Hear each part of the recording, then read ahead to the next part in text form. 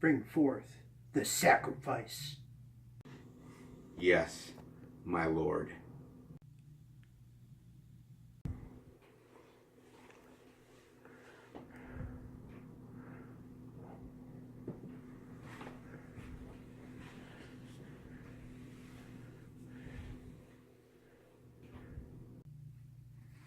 What the hell is this? Turn on the goddamn lights.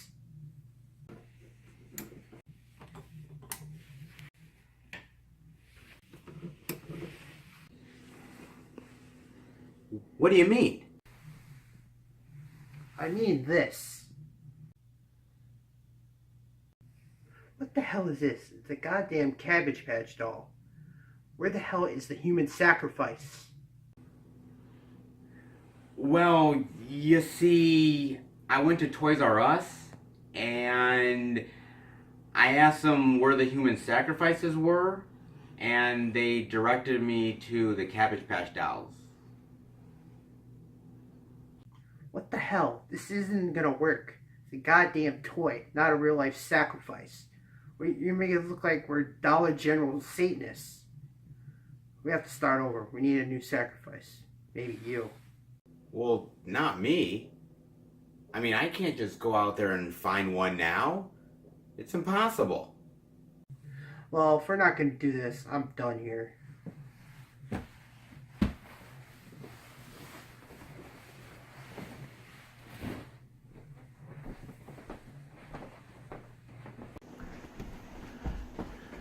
Wait, where are you going?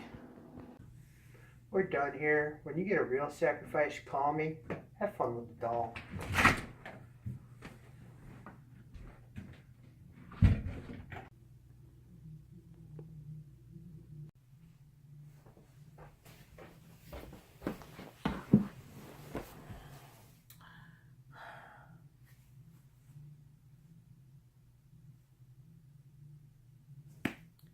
You know how hard it is to find human sacrifices? Like, really, really tough. Seriously, guys, it is really, really tough to find human sacrifices nowadays. And we only did this stupid ritual thing because we checked out this really cool movie. Welcome, everybody, to Netflix Nights number 31, where I'll be talking about The Babysitter. But before I do, let's see what the good folks over at Netflix have for a synopsis for us today, shall we? When Cole stays up past his bedtime, he discovers that his hot babysitter is part of a satanic cult that will stop at nothing to keep him quiet. Rated TVMA and from 2017. And you know what? First thing I gotta say about this, right off the bat, is that I was both looking forward to this movie and I was fearing it at the same time. Yeah, I was, guys.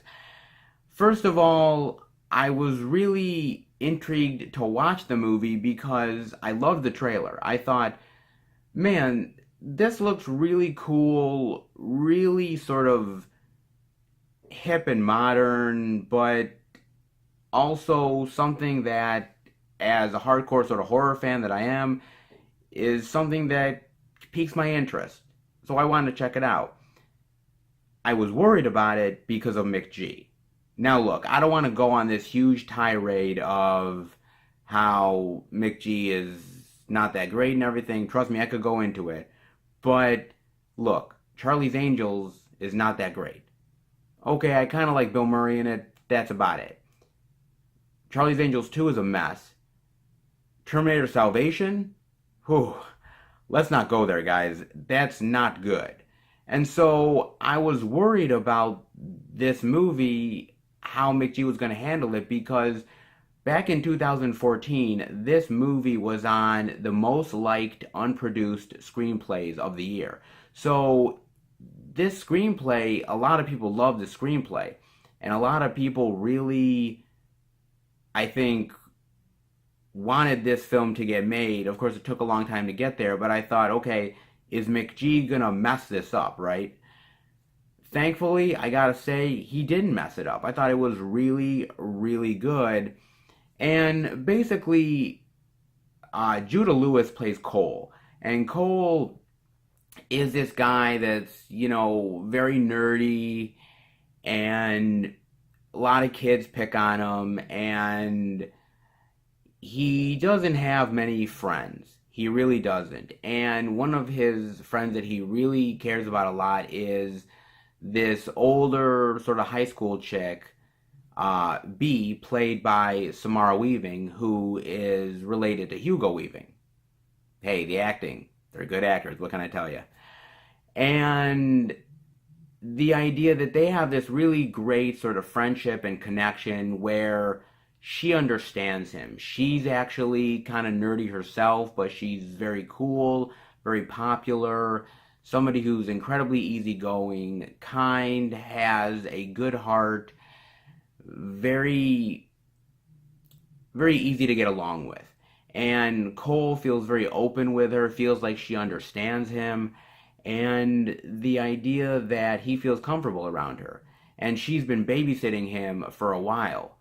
So he's used to her. And basically one night, before he goes to bed, he realizes, you know what, I'm going to stay up.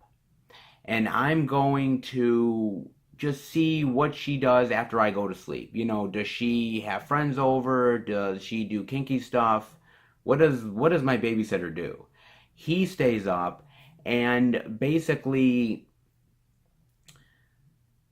finds that her and her friends are part of this satanic cult, and he watches her kill someone, and he is now fearing for his life and running from his life and trying to call the cops and everything, and basically it's him trying to survive the night against his babysitter and her friends.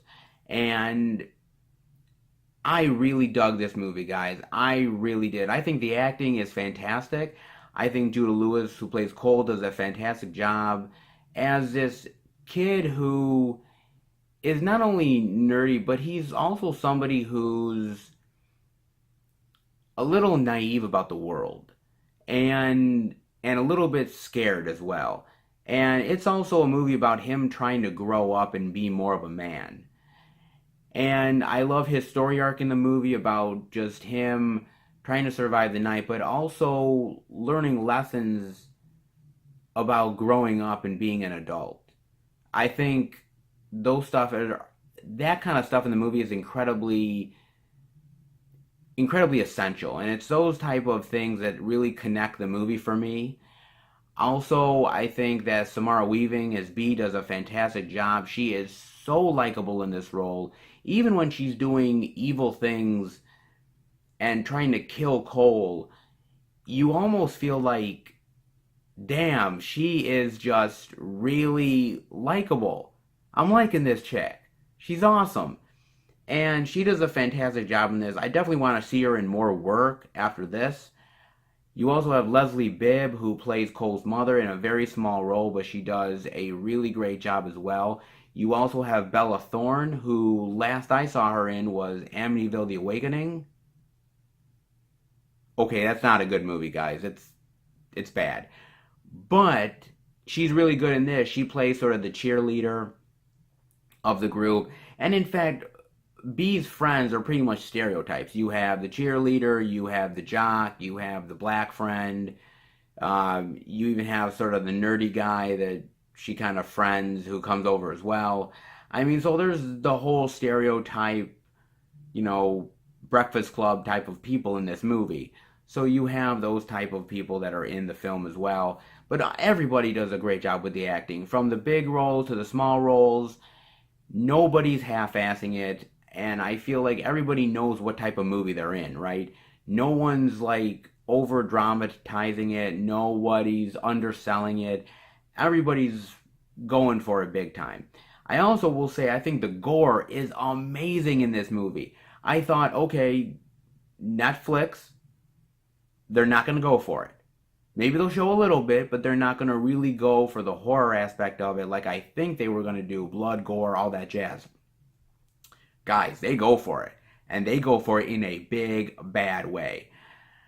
Whether it's uh, you know, stabbings with a knife, whether it's blowing people's heads off with shotguns, whether it's running people over with cars, hangings, shooting people in unsuspecting areas of their bodies. Yeah, there's a lot of cool deaths and a lot of cool gore in this movie, and they don't shy away from the blood, which is something I really appreciated. Because if you're gonna go for the satanic cult thing and these people are trying to kill me angle, I want you to really go for it. And they go for it in a big bad way, guys. They really honestly do. And I will also say this about the movie, which is that I think that this movie is a very hip and modern movie, guys. I sort of equal this movie to Happy Death Day that came out a few months ago. And, you know, I think a lot of horror fans, we love the old material, right? We love the old stuff, the 80s stuff, the 90s stuff, 70s, all that jazz. And sometimes we have issues with accepting new horror coming in. Sometimes we're cool with it, like whether It Follows or The Babadook, to name a couple. But sometimes we're like, okay, this hip and modern stuff, I'm not digging it. I don't like it. I don't want to go near it. And I gotta tell you guys, I'm okay with hip and modern horror films. This movie had remnants of Scream to me, trying to um, sort of talk about the horror genre while also being a horror movie. But I think it owes a lot to the classic horror films as well of the 80s and 90s. And it feels like they're trying to sort of appease a lot of crowds here. And I think it works. I think movies like Happy Death Day and movies like The Babysitter here are films that, you know, I don't know if they're going to be classics down the road. I really don't know that. I can't predict that far into the future, guys. But what I can say to you is I feel like with these movies, I think that we're entering a time in horror now where I think we're looking into what can we do next. We had the torture porn stuff. We had, sort of all those ghost films, and we're still getting some today.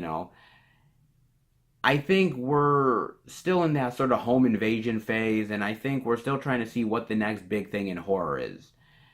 Could we get back to slashers? Could we get back to sort of the boogeyman type angle?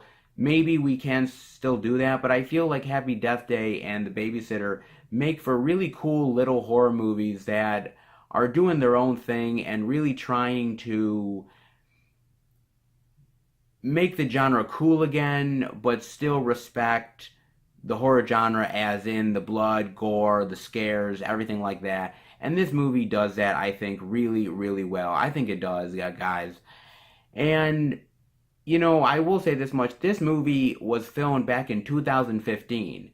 And it only got released in 2017 because Netflix acquired the rights to it. It was supposed to have a theatrical movie release. Would this film have made a lot of money?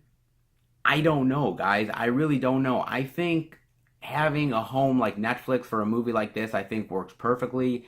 Movies like this and movies like Gerald's Game, which I did a Netflix Nights review on as well, those are cool little releases for Netflix that I feel like if they were to go to theaters, maybe they would have gotten a little bit forgotten and a little overlooked.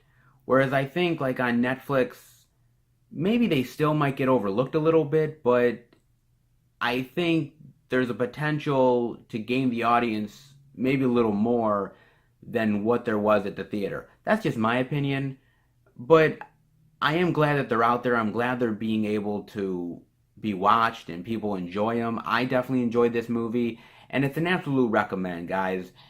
To me, it's not going to be a classic, but I think it's a nice little cool horror film and a little cool horror gem, kind of like Happy Death Day, where I think you can sit back, enjoy it, and you definitely are going to feel like you didn't waste an hour and a half watching it.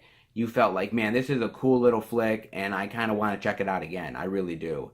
Oh, and remember to stick after the credits, because there's another little cool horror scare that they do in the movie. It's a kind of little cool thing. I liked it. I thought it was really cool. But yeah, it's an absolute recommend for me, guys. And that'll do it for Netflix Nights number 31. I hope you guys enjoyed it. If you did, definitely give it a thumbs up. And if you're new to the channel, welcome. I hope you've enjoyed this video, and I hope you enjoyed the channel's content. Check out the Netflix Nights reviews. Check out the Blu-ray DVD out and about videos. Check out the movie reviews, the Blu-ray pickups, all of that. And if you enjoy what you see, definitely hit subscribe and become part of the Film Fan Nation. We're growing all the time, and we want you film lovers to come to this channel and definitely enjoy the content that I have. And I just want to let you guys know that this is the last Netflix night for 2 weeks. I'm going to take a break for the holidays, but I will be back, believe, sort of the second week of January. I will be back.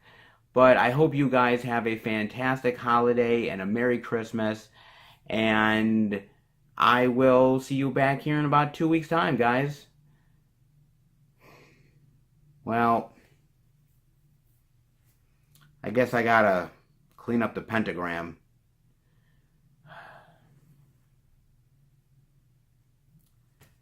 So much for this ritual.